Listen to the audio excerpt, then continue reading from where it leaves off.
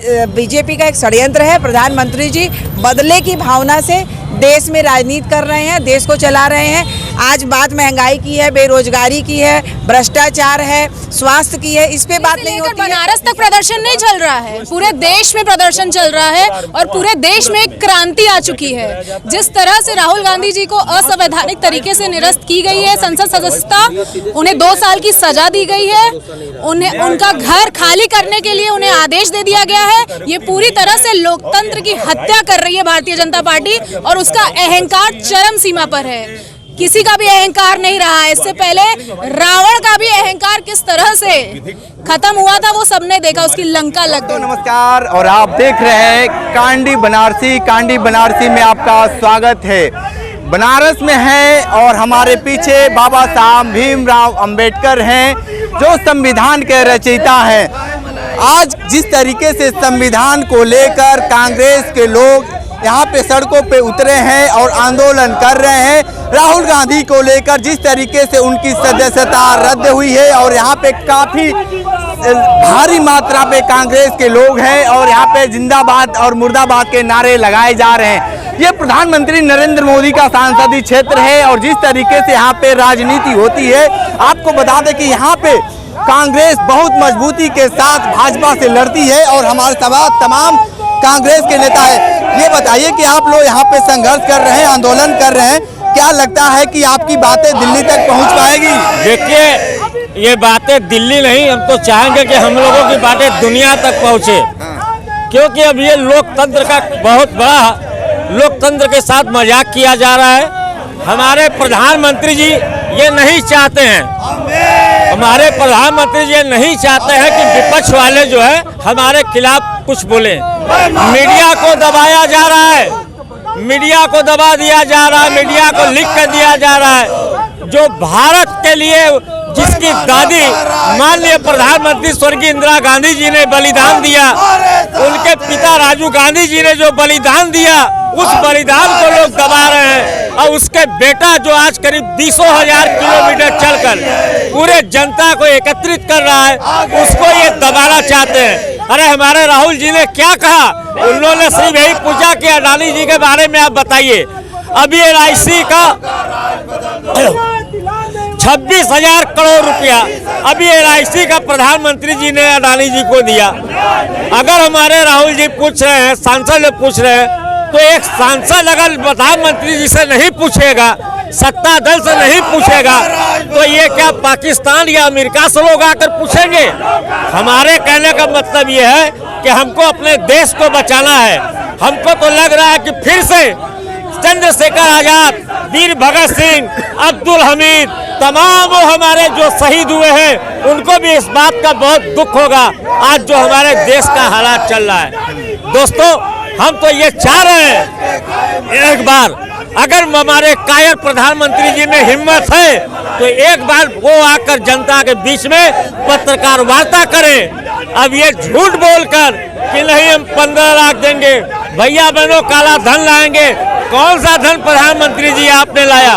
आपने जनता से माफी मांगा कि नहीं? काला धन नहीं मिला, आपने कोई माफी नहीं मांगा।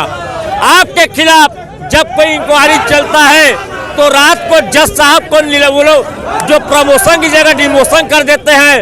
आपको जब पता चलता है कि राफेल जहाज में आपने 526 करोड़ का सामान आपने 1600 करोड़ में लिया, आपने जनता से माफी मांगा? नहीं मांगेंगे। आपका लड़का, आपका मंत्री अनुराग ठाकुर वो कहता है कि देश के गद्दारों को गोली मारो।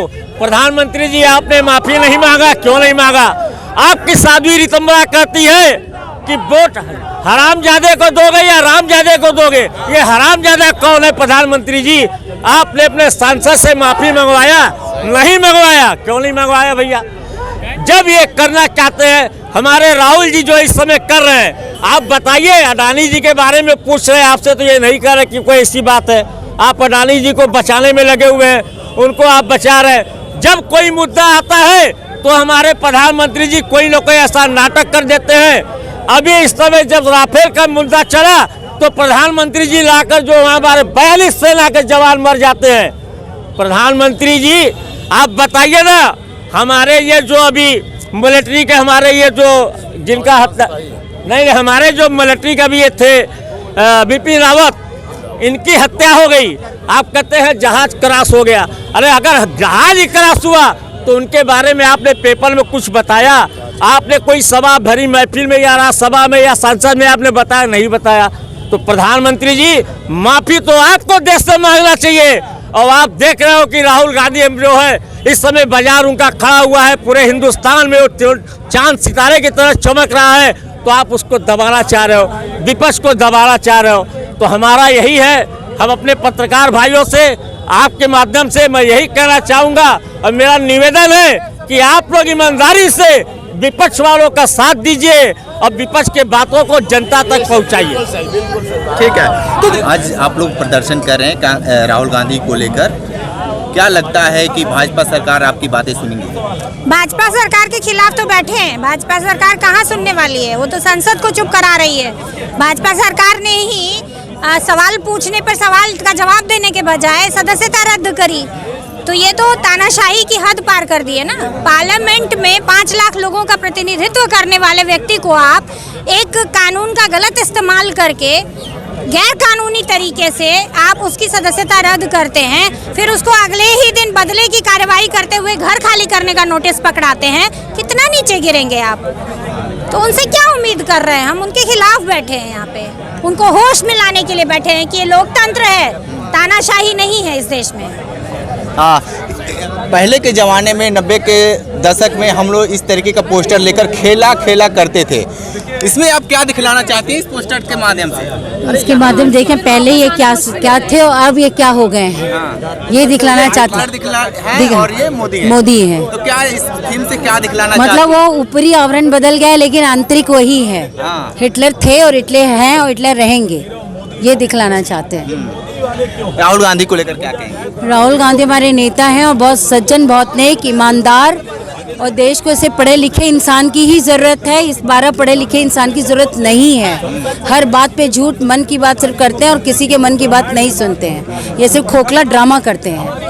और भी हमारे नेता राहुल गांधी जी को जिस तरह से असंवैधानिक तरीके से संसद सदस्यता निरस्त की गई है, उसी के समक्ष हम लोग विरोध प्रदर्शन कर रहे हैं। यहाँ शास्त्री घाट, मोदी जी का संसदीय क्षेत्र बनारस में। क्या कुछ लगता है कि ये बातें जिस तरीके से आप लोग लगातार प्रदर्शन कर रहे हैं, दिल्ली से लेकर बनारस तक ये प्रदर्शन चल रहा है कांग्रेस का, इस कांग्रेस के लोगों की बातें भाजपा सरकार ये सुन रही है? दिल्ली से लेकर बनारस तक प्रदर्शन नहीं चल रहा है, पूरे देश में प्रदर्शन चल रहा है और पूरे देश में एक क्रांति आ चुकी है। जिस तरह से राहुल गांधी जी को असंवैधानिक तरीके से निरस्त की गई है संसद सदस्यता, उन्हें 2 साल की सजा दी गई है, उन्हें उनका घर खाली करने के लिए उन्हें आदेश दे दिया गया है। ये पूरी तरह से लोकतंत्र की हत्या कर रही है भारतीय जनता पार्टी और उसका अहंकार चरम सीमा पर है। किसी का भी अहंकार नहीं रहा है। इससे पहले रावण का भी अहंकार किस तरह से खत्म हुआ था वो सबने देखा, उसकी लंका लग गई थी। उसी तरह भारतीय जनता पार्टी की भी लंका बहुत जल्द लगने वाली है और भारतीय जनता पार्टी का नामो निशान इस देश से मिटने वाला है बहुत जल्द।